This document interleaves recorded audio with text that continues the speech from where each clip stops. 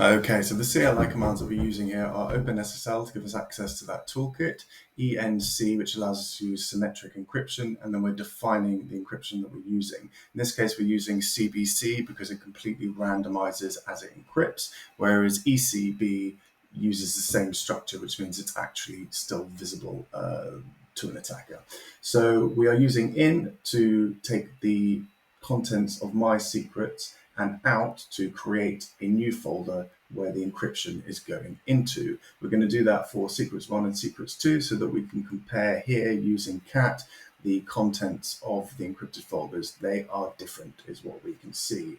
So then to decrypt it, we're going to use /d, and we're going to out that to a new folder called decrypted secrets. Now, if we put the password in wrong, then it's going to show bad decrypt. If we put the password in right, then it will create the decrypt folder. If we cat and open the decrypt secrets folder, we can see that my little secret there of the existential philosophy is present. So then, if we were to do that without defining a new decrypted secrets folder, it would just print the same message to the terminal. And if we used @k, we would have to type in the password, which would then be visible. So that's obviously a vulnerability, but for the sake of demonstration, we can see it there. And if you need a break from marking technical videos, then to be or not to be is indeed the question. But more importantly, what is the answer? I think, therefore I am, which is obviously ostensible human nonsense, because to think does not guarantee being. For animals do not think, and yet they be. And to compulsively think is an ailment of the human condition, and thus the truth. I observe, therefore I am. I am consciousness, therefore I am. Okay, so honestly, I think I might be missing something here because the assignment brief says show the command steps you use to reach your conclusion, but as I can see, everything that we need to reach our conclusion is right here in the terminal output. So we've got the file content and file hex dump for all of these different encryptions and decryptions, and we can see that the contents is September 2024. So for OFB and CFB, there is nothing on the end of it, and on the hex dump we can just see the string of the two same numbers.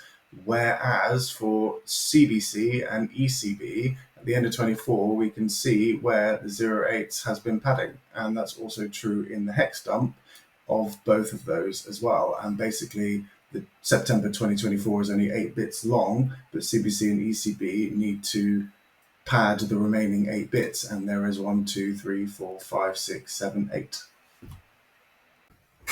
Okay, so because of the reuse of IV and keystream, we can compute the output using C1, P1, and C2. So first we need to convert the plain text 1 that we've been given in the assignment brief, which was SCN key IV reuse. So echo dash new line stops it making new line, and then we're converting it basically into hex in plain text.